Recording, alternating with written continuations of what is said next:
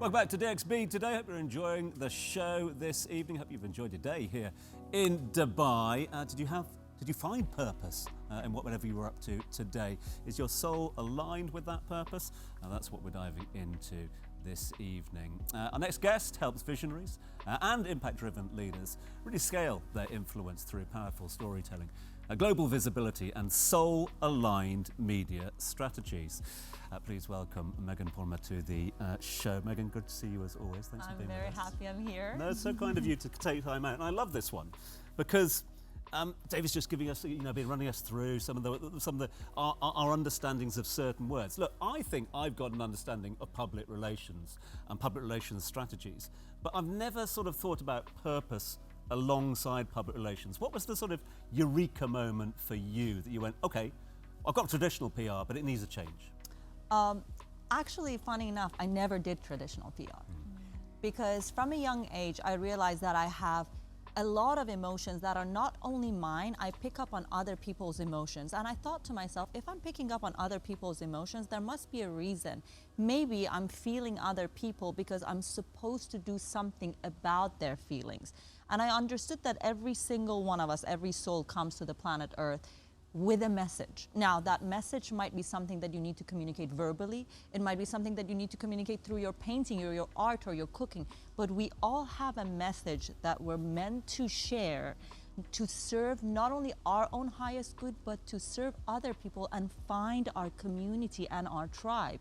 So I realized public relations, conscious public relations, is about finding the individual soul's purpose and shedding light and raising awareness on that messaging so they can align with the people that are meant to benefit from that message while nourishing their own soul. So I started in the media industry as a talent. Why? Because I wanted to understand what other PR companies do. And I hired the best of the best when it comes to PR.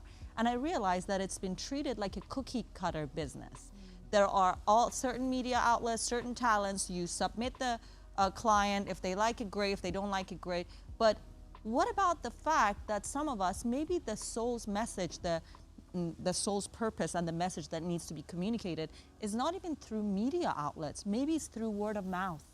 Maybe it's through whispering into somebody's ear. Maybe it's through healing. Maybe it's through non-conventional ways. And if the media doesn't see it, I cannot be a traditional PR person and say, the media said, no, I did my work, thank you so much. No. I have to find my client's tribe. I have to find the right outlets or the right community that is going to benefit from that message. And then I'm not going to hear a no. So walk me through, one, you're saying traditional PR is usually what? What is that like? Traditional what are people experiencing? PR is we have certain media outlets that everybody knows about, and you submit the client, hey, I have David Guillaume, do you want him or not? Do you want him or not? And depending on what mood they're in, what their scheduling is like, what the theme of the show is currently at, they will say yes or no. This is TV, print, radio. What about magazines, podcasts? What about podcasts? Everything. Everything. New digital media, traditional media. It can be billboards. It can be talk shows. It can be podcasts. It can be any kind of TV shows. What we're doing right now. But if I was just a traditional PR person, I would be like, David, I just submitted you to this show, and they said no. I checked these boxes. Yes, that's it. My job is to sit with my client. Like one thing that is mandatory in my contracts. I don't care if you're the king of the world. I need my one-on-one brainstorming time with you. Why? Because only through listening to you alone, I can understand what is the soul trying to say. What is the soul trying to share with the world? And I get that. I get your script, your soul's mission, and then I find ways to communicate this with the world. Otherwise, if I'm just a storyteller, I might be telling a story that's not aligned with the client's soul's purpose. Yeah, and I can attest to this because there have been times when we have these conversations, she's like, I have a huge sponsor for your podcast. And when I tell her, well, actually, the whole purpose of my podcast is I don't want to be a guy that's now going to be pitching a product. I just want to bring wisdom to the world.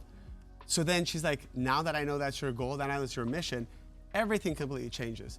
And so she's not about bringing the money, but how do I bring more visibility to bring the mission to the world? Yeah. Like you said, you usually talk about aligning with your soul's purpose. So can you talk to us more about that? How do you go on finding that with your clients?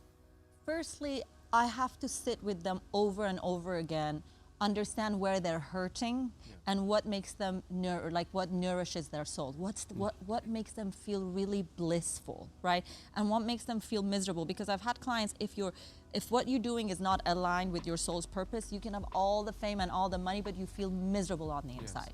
And if it goes with a lot of like resistance and lawsuits, and you have to just fight and battle. And if you go into the mindset of, oh, I gotta hustle and I gotta suffer to get there, then oh my God, you're down the rabbit hole, right? And sometimes your clients don't know what they want either. And sometimes they don't know what they want. To that point? Yeah. I bring in, he knows, sometimes our sessions are very unconventional. Yes. I bring in spiritual advisors. I bring in astrologers. I bring in human design experts. And I'm like, okay, help me understand the blueprint of this soul. Yeah. And I get all that data, all that information. Those data, the data is all scientifically proven. You cannot question that there are some information in a person's astrology. There are information about the human design. There is information when it comes to understanding what makes somebody blossom, right? Yes. And then I get all that information and I'm like, hey, now let's do an exercise together so you can also understand your soul's mission. Because here's the thing, in the end, I want to give my client a gift that lives long after I'm gone. Yeah. So if they decide that they no longer need me or I want to choose a different path, they always have a gift. There's a gift there that they know, okay, this was Megan's mark. So I want to leave a mark. I think that's beautiful. I guess the question now is, before we run out of time, can you tell us, do you think this is the future now? Is traditional PR no longer what it was, and is this the future of PR? The future is that if we don't bring peace to this planet Earth, we're not going to survive. We're going to implode. How can we bring peace? We can only bring peace by uniting visionary leaders. What has the power to unite or separate visionary leaders? Media. Yeah.